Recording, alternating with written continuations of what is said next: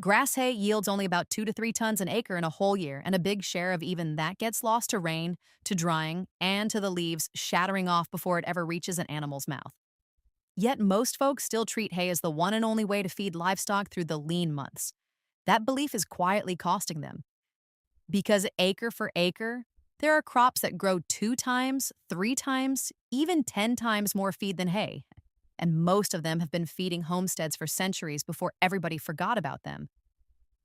But first, what's wrong with hay? Well, on paper, hay sounds perfect. You grow grass, you cut it, you dry it, you stack it, and you feed it all winter. The trouble shows up in the actual numbers. A typical grass hay field gives you somewhere around 2 to 3 tons an acre for the entire year. Even good alfalfa, the so called gold standard, averages under 4. And that's before the losses start piling up. Hay has to be cut at exactly the right moment. Then it has to lie there and dry in the field. And all it takes is one badly timed rainstorm to turn a whole cutting into moldy garbage. Every time you rake it and bale it, the most nutritious part, the tender leaves, crumbles off and blows away, leaving you with more dry stem and less actual feed. Then it sits in a barn for months, slowly bleeding out its protein. On top of all that, hay demands a tractor, a mower, a rake, a baler, and a tank of fuel to run them. So, you're not just getting a puny yield, you're spending a small fortune in equipment to get it. Hay isn't evil. It's just the most expensive, lowest yielding option we've all somehow agreed to depend on. And before we get to the crops that beat it, there's one more thing growing in most pastures that deserves a hard, honest look. Tall fescue, specifically the old standby called Kentucky 31. This is the single most widely planted pasture grass in the entire country, blanketing more than 35 million acres, and people love it because it is tough as old boots. It shrugs off drought, heavy grazing, poor soil, you name it. Here's the dirty little secret, though. Most of that fescue is infected with a fungus that lives right inside the plant, and that fungus produces a toxin. When your animals graze it, that toxin quietly goes to work on them. It makes them gain weight slower, breed poorly, and run hot and miserable all summer with rough, patchy coats. And in the worst cases, it chokes off the blood flow to their hooves and tails. The whole sorry mess even has a name: fescue toxicosis, and it is estimated to cost the cattle industry around $1 billion every single year. A billion with a B. The grass looks lush and green and survives just about anything, so folks assume it must be doing its job, while underneath it's robbing them blind one lost pound of gain at a time. If you've got it, look into the newer, friendly endophyte varieties that fixed the problem.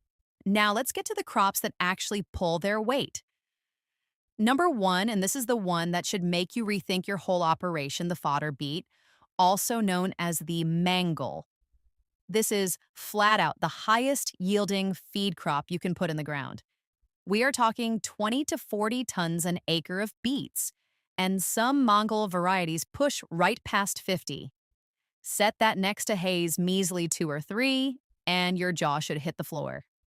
These giant roots are absolutely loaded with energy and sugar, which packs weight onto cattle, pigs, and sheep in a hurry, and the leafy tops hand you a whole bonus crop of greens at around 15% protein. Homesteaders fed mangles to their milk cows straight through winter for generations. Then somehow the whole world forgot they existed. One thing you've got to know: because they're so high in sugar, you can't just dump a heap in front of an animal that's never had them, or you'll sour its stomach. You bring them onto it slowly, and you chop the beets so nothing tries to choke down a whole one. Do that, and a single small patch of fodder beets will outfeed an entire hayfield several times over. Why this isn't growing in every pasture in America, I will never understand. I'll be honest, I thought these health rings were a scam. I bought one half expecting to send it back. 3 months later, it hasn't left my finger. And it does way more than I expected. Sleep, heart rate, activity, recovery, my cycle, and stress, all from one little ring. The thing that helped me most? I realized my afternoon coffee was quietly wrecking my sleep. One small change, cutting it off after lunch, and within a week I was sleeping like a rock. Now here's why I'm telling you this. Right now, the ring's 63% off. Just 60 bucks if you grab it through the link in the description or scan the QR code on screen. There's a 90-day money-back guarantee if it's not for you. But I'm keeping mine. Next up is one that almost nobody pictures as livestock feed, the mulberry tree. Yes, a tree. And here's what makes it remarkable. Mulberry leaves run about 21% crude protein, with some samples testing even higher, which puts them shoulder to shoulder with alfalfa and even soybean meal, the very stuff people pay a premium for in a feed sack. Animals digest it beautifully too. You don't cut and dry it like hay. Instead, you grow the trees, then cut them back hard, a trick called coppicing, and they spring right back with a fresh flush of leafy branches that you cut and carry straight to your animals. A well-managed mulberry stand can throw off 10 or more tons of leaf an acre in a season, year after year after year, because it's a perennial that simply keeps on giving. The one catch is that the leaves carry some fiber and tannin, so they work best as a rich protein supplement rather than the entire diet. Think of a mulberry row as a protein bank growing on wood. Free high-grade protein every single year from a tree most people only know for staining their sidewalk purple. Coming in at number 3 is a plant that does something close to magical. It harvests itself. The Jerusalem artichoke, sometimes called the sunchoke. Above ground, it's a tall, sunflower-looking thing that throws up a mountain of leafy green growth, with research clocking its fresh biomass at levels most crops can only dream about. But the real trick is happening underground. The plant grows fat, knobby tubers stuffed with energy, and here's the part homesteaders adore. You just turn your pigs loose on the patch come fall, and they root those tubers up and feed themselves. No digging, no hauling, no scooping feed out of a bag. They thrive on poor, marginal, rocky ground where almost nothing else will grow, and they handle drought and frost without flinching. Now, fair warning, and it's a big one. Once you plant Jerusalem artichokes, you have got them for life. They are nearly impossible to ever fully dig out, so plant them somewhere you genuinely don't mind them spreading. For free pig feed that you plant one time and harvest forever, that's a bargain most folks would shake hands on. Number 4 comes with a devoted following and just a touch of controversy come free. Homesteaders have sworn by this deep-rooted perennial for ages, and it's easy to see the appeal. It bounces back fast after every cutting, sometimes giving you 4 or 5 harvests in a single season. Its roots drive way down deep to haul up minerals other plants can't reach. The dried leaf can test as high as around 35% protein. And it won't cause bloat the way a belly full of fresh clover can, which is a genuine plus. But here's the honest part, because I'm not going to oversell you. The formal research has not actually backed up the sky-high yield and digestibility claims you'll hear thrown around in homestead circles, and some animals turn their noses up at it at first. There's also a natural compound in comfrey that means you feed it as one part of a varied diet, not as the whole ration. Used with a little sense, though, a comfrey patch tucked in the corner of the yard is a cut-and-come-again protein source that asks for almost nothing in return. Plant it once, and the thing will likely outlive your fence posts.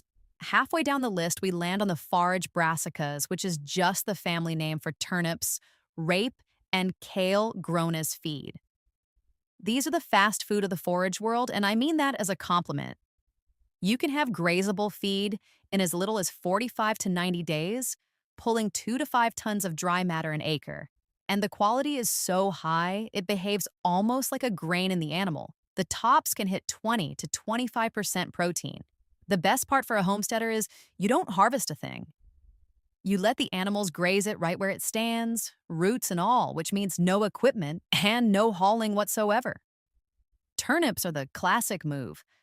The cattle strip off the leafy tops, then circle back and crunch the bulbs straight out of the dirt. Brassicas also laugh off frost and keep right on feeding your stock deep into the winter, long after everything else is thrown in the towel. The one rule to respect: ease your animals onto them slowly and keep a little hay in front of them for fiber, or you'll be dealing with belly aches. Past that, it's about the cheapest, fastest feed a person can grow. Number 6 is the crop you'll be grateful for when the weather turns mean: sorghum Sudan grass. This is a warm season grass built for heat and drought, and it grows like it's late for something. Ready to graze about 45 days after planting and good for 3 or more cuttings in one season. Yields usually land between 3 and 5 tons of dry matter an acre, and in a hot year with decent rain, it can climb a good bit higher than that. The real magic of it is the timing. It comes on strong in the dead heat of summer, exactly when your cool season pastures go brown and quit on you, so it plugs the worst gap in the whole grazing calendar. Starve it for water, and it just keeps cranking out feed where other grasses would lie down and die. 2 warnings worth their weight in gold here. Don't let animals graze it while it's short, under about 2 feet tall, or right after a frost, because young or stressed plants can build up a natural poison. And keep your horses off it entirely, it doesn't agree with them. For cattle and sheep grinding through a brutal August, though, it is an absolute lifesaver. And finally, the obvious one we all saw coming a mile away, but it has more than earned its spot: corn silage. This is the entire corn plant: ears, stalk, leaves, and all, chopped up fine and packed down tight to ferment into feed. The reason it's on every big farm in the country is dead simple. The yield is enormous. We're talking roughly 20 tons an acre of fresh material, which works out to something like 3 times the feed you'd scrape off that same acre in grass hay. And it's rich, energy-packed stuff that fattens animals beautifully. If hay is the floor, corn silage is the ceiling. Here's the honest catch and the exact reason I saved it for last instead of leading with it. You cannot make this with a pocket knife and good intentions. It takes a chopper, a way to pack it down, and somewhere airtight to store it while it ferments.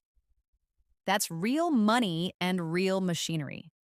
The little outfits lean on the beets and the brassicas from the top of this list for a reason. But if you've already got the setup, nothing on earth beats corn silage for sheer tonnage. There's the whole lineup.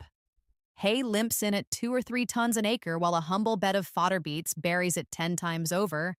A mulberry tree hands you alfalfa-grade protein for free, and your pigs will happily dig their own supper if you let them. The lesson sitting under all of it is the same one homesteaders knew 100 years back. The feed that wins isn't the one everybody bails out of plain habit. It's the one that grows the most groceries on the least ground. Pick one off this list, put in a test patch this year, and let the numbers do the talking.